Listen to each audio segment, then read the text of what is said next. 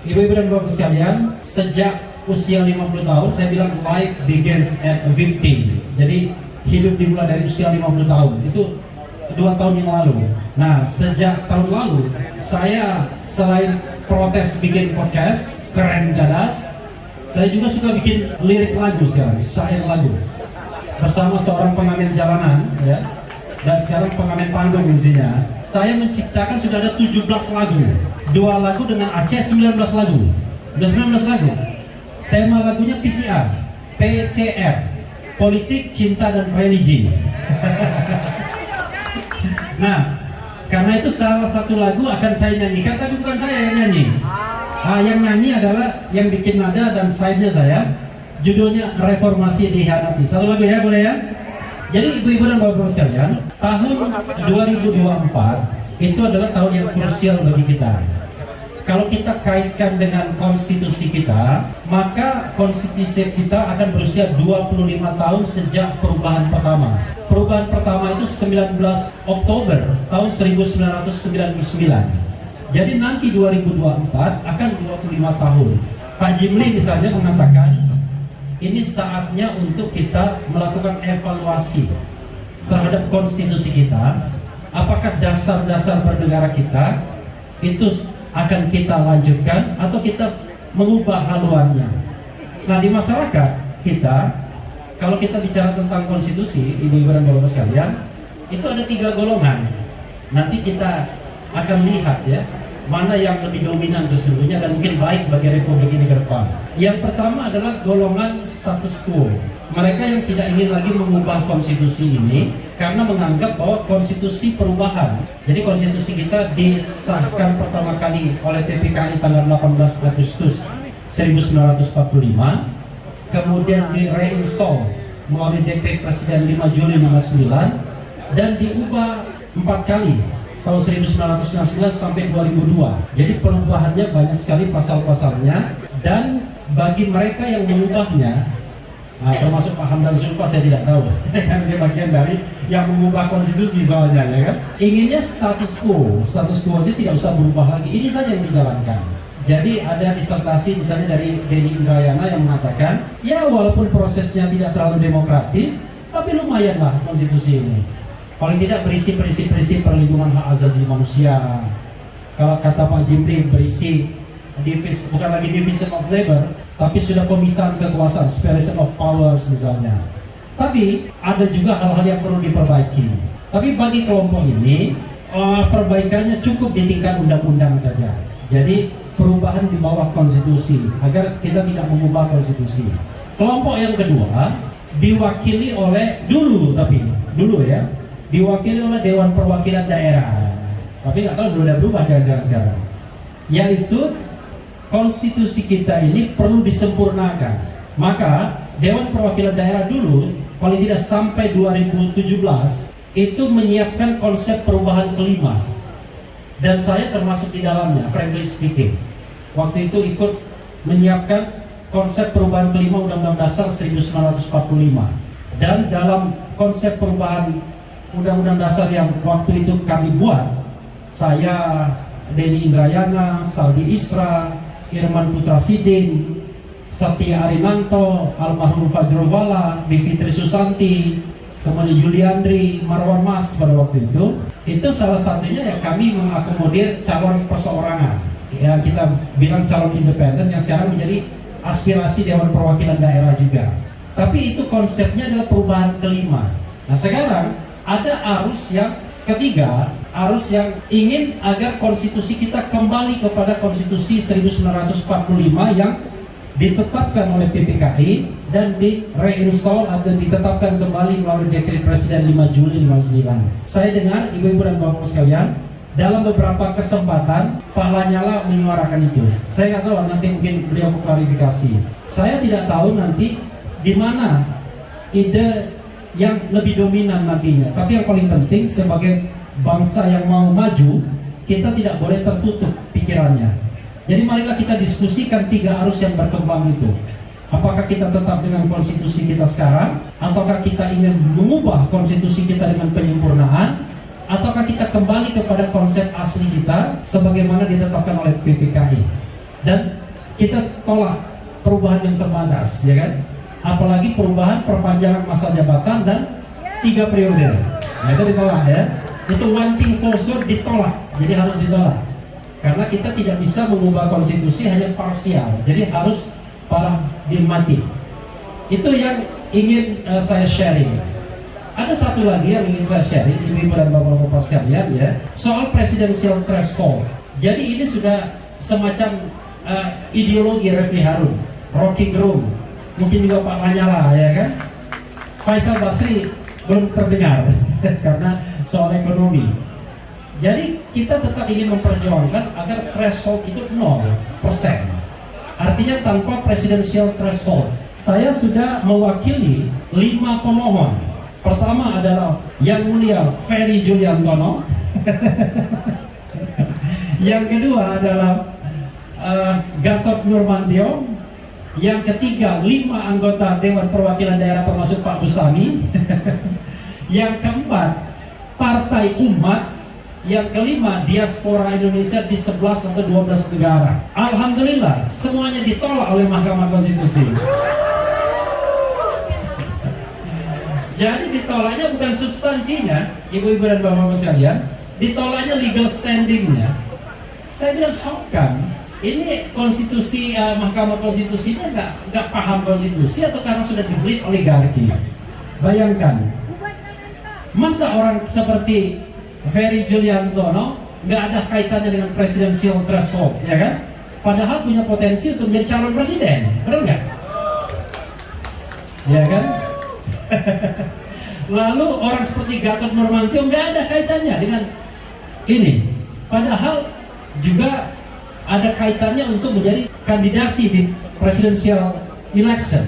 Partai Umat yang akan ikut pemilu 2024 dikatakan tidak ada hubungannya juga.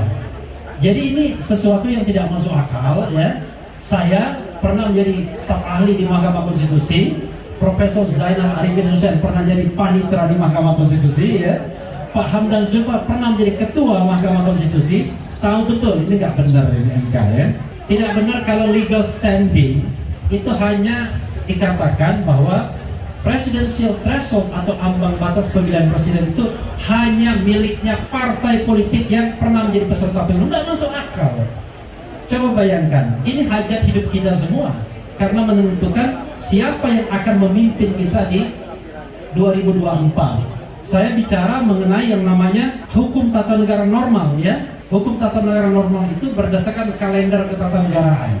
Kalau dengar Rocky Gerung, Rocky akan ngomong hukum tata negara yang tidak normal. Jadi ada juga hukum tata negara darurat. Jadi kalau ternyata ada hukum tata negara darurat, ya nanti kita lihat lagi. Orang hukum tata negara selalu ada jalan keluarnya, ya kan? Jadi ada hukum tata negara normal, 2024 election, termasuk presidential election. Insya Allah akan ada pergantian kepemimpinan nasional karena sudah 2 periode. Tapi bukan tidak mungkin suatu saat misalnya ada perubahan yang tidak normal. Jadi kita antisipasi juga. Apalagi di belakang itu ada Bung Jumhur Hidayat yang sudah memimpin 1 juta buruh kemarin. Tepuk tangan untuk beliau. Maju dong. Jadi itu saja sahabat daerah sekalian ya, kawan-kawan, ibu-ibu dan bapak-bapak sekalian. Waktu tidak banyak karena yang paling penting saya mau mendengarkan lagu judulnya Reformasi Dikhianati by Ogi Cerista. Wassalamualaikum warahmatullahi wabarakatuh.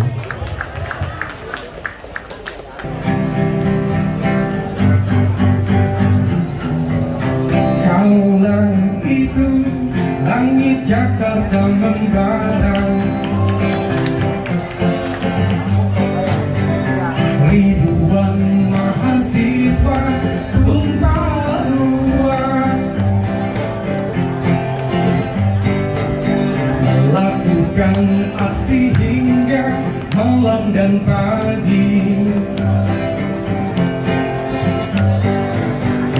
menuntut satu kata reformasi. Gedung-gedung wakil-wakil mereka tak kenal lelah, walau tanpa senjata, hanya berharap mimpi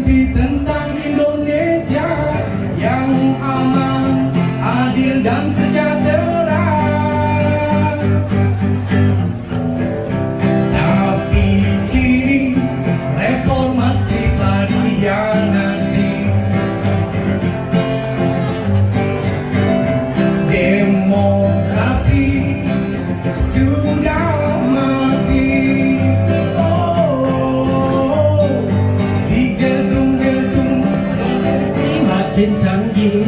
Pejabat-pejabat sudah tak ada hati. Tiada mimpi tentang Indonesia yang aman, adil dan sejahtera. Oligarki sudah bangkit lagi, para pencoleng mulai unjuk diri.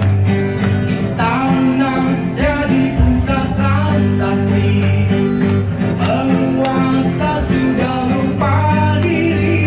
Oligarki sudah bangkit lagi, para pencoleng mulai unjuk diri.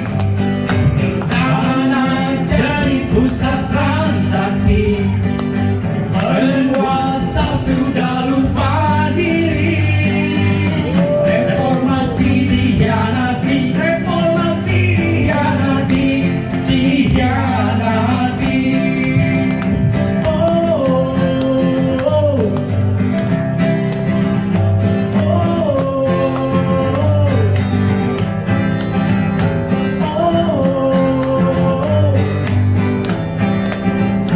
oh, di gedung-gedung korupsi makin canggih, pejabat-pejabat sudah tak ada hati.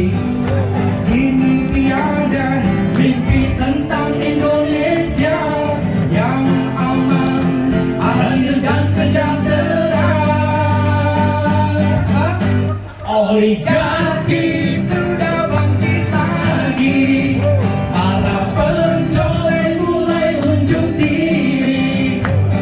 Istana jadi pusat transaksi, penguasa sudah lupa diri. Oligarki sudah bangkit lagi, para pencoleng mulai unjuk diri.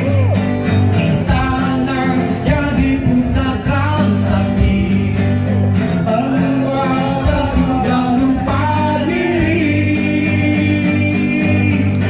Oh, reformasi dikhianati, reformasi dikhianati, reformasi dikhianati, dikhianati, reformasi dikhianati, dikhianati. Oke. Wassalamualaikum warahmatullahi wabarakatuh. Itu undang-undang partaian kita, undang-undang partai politik itu hampir pasti membuat partai yang timbul itu bukan merupakan wadah untuk pendidikan politik rakyat. Dengan persyaratan-persyaratan seperti itu, yang akan membuat partai politik itu hanya mereka-mereka yang berkepentingan untuk menguasai peraturan perundang-undangan. Iya. Jadi kalau mau menyelesaikan masalah itu harus sampai ke akar masalahnya. Ya itu kalau kita bicara partai politik itu pilihannya ada 3 ya. Satu, kita atur semua soal partai politik itu di undang-undang. Tapi biasanya orang akan mengkritik undang-undang bisa menjadi tirani bagi partai politik. Yang kedua, kita atur hal-hal yang fundamental di undang-undang dasar. Jadi terkunci. Kenapa misalnya ada presidensial threshold 20%? Karena undang-undang dasarnya walaupun sudah eksplisit, dia tidak melarang.